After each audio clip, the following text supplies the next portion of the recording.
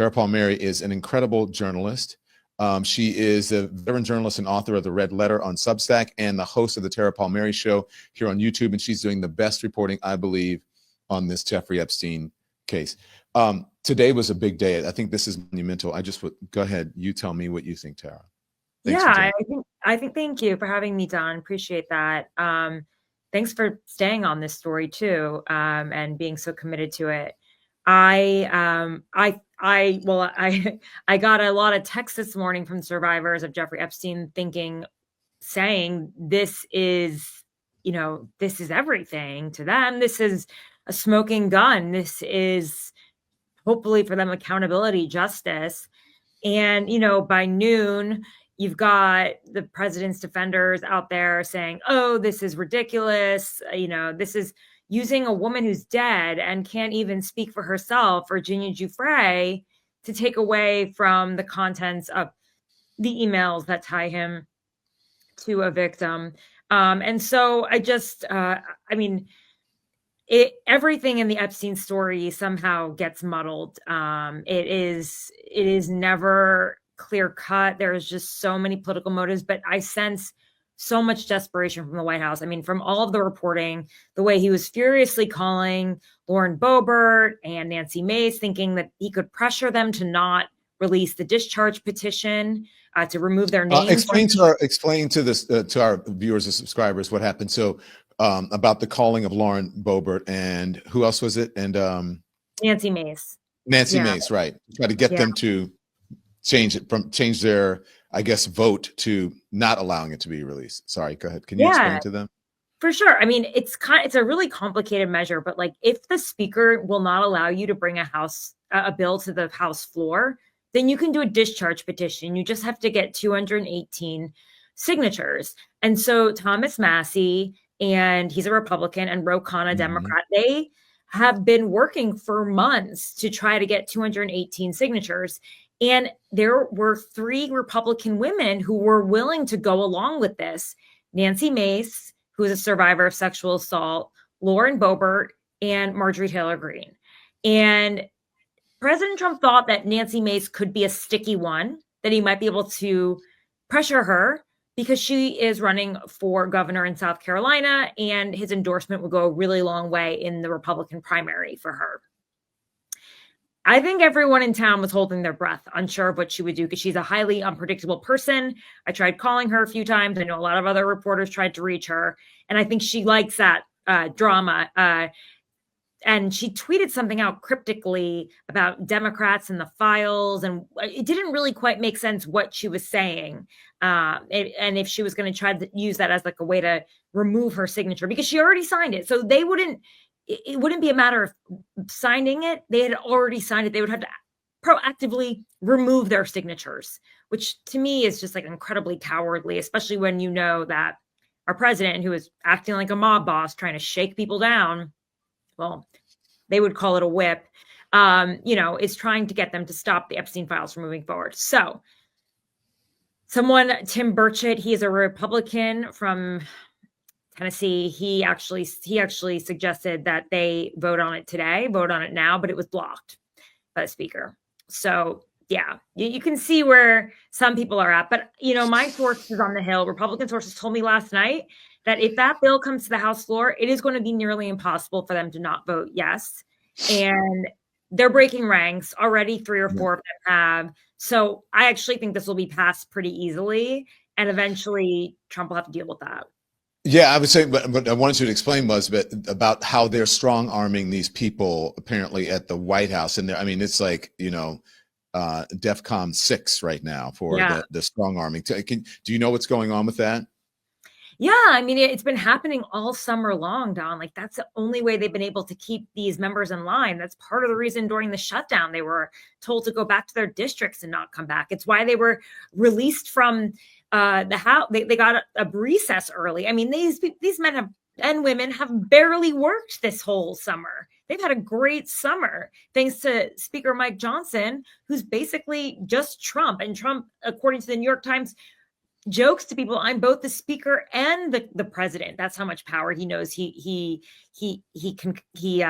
weighs with this House. with this speaker. And so it is interesting to see some of these members breaking ranks. It shows that he might be entering his lame duck session. And I don't think it's just around the Epstein files. I think if he were in a stronger position politically, they would be more afraid. But since inflation is so high, the Republicans just had a pretty brutal loss last week, maybe 2 weeks ago now, the midterms, I think they're starting to question whether they should hang their futures on Donald Trump. So there's always politics in all of this. It's not always about justice and doing the right thing. But So what does today mean? Because you've been following this for a long time and you woke up to all of these emails and everything. Were you like, okay, this is big, this is huge. I think that this feels different to me. And why are they in such, panic mode and people tweeting about why, Asha Rangappa said, why didn't Todd Blanche ask Ghislaine Maxwell all of these questions when he had the opportunity to, when he went to visit her in prison and then moved her? This is what Asha said. Todd Blanche would have had these emails before interviewing Maxwell. Why didn't he question her directly about her exchanges? Why did he not follow up when she said things that were obviously a lie? That shows that was a performance intended to dupe the public and benefit her and Trump. I think that is very clear, and that this was all a performance to clear President Trump. She said she never saw him do anything inappropriate with any man. And also, why would they clear what? I just don't see what value she had. She wasn't a credible source. She was a perjurer. She's been charged with perjury. She was a sex trafficker of children, convicted sex trafficker. Why did anyone even care what she had to say? Her reputation, I mean, and they're going to say, oh, okay, yep, she said it. He's cleared. let's keep moving, people. I mean, it was absurd. What next, Tara? I believe that this drip will continue, because this is the worst way to manage a crisis. The stonewalling, the denials, all of it. The don't believe your lying eyes when you see my 50th birthday card to Jeffrey Epstein. It's people are, it's honestly, it's ringing a little bit like Biden, in the sense that when they were saying he's not old, and everyone's like, well, we can see that the guy is old, right? Or they would say Bidenomics, like the economy's great. And that's what Trump's doing now. Even Laura Ingraham was like, come on, the economy's not great, right? He's trying to tell the American people not to believe their own eyes. And it doesn't work. You can't escape it. It's just, this is the reality. And I don't think that he can continue this. This is the one story that has really stuck with him. I think even more so than January 6th. I think it's stuck with him. It's really hard to maintain a presidency while being connected to a global pedophile ring.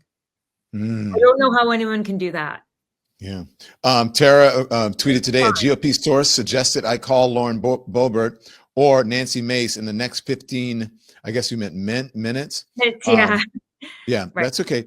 Trump has been pressuring them like crazy the last 24 hours, and he would need them both to pull their names off the discharge petition within the next 15 to 30 minutes. I couldn't reach Mace. You talked about that a little bit, but man, this is all coming to a head, Tara. Right. I mean, it was a mad dash. It was a frantic, what I guess, I don't know how to describe it, but a frantic scramble, you could say, a meltdown inside of the White House to try to get these individual House members to cave.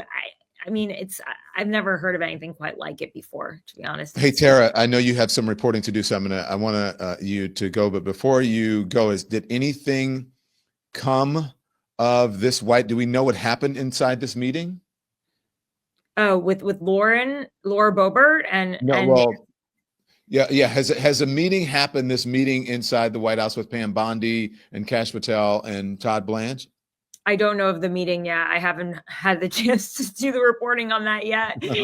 I've been in back-to-back. I'm working on a piece right now on my newsletter, The Red Letter. Everybody, please check it out. It's tarapalmeri.com. And I've got a YouTube show too, The Tara Palmeri Show at Tara Palmeri. So thank you guys. And I always love coming on with Don Lemon and the lemon heads, Lemonhead. the Lemonati.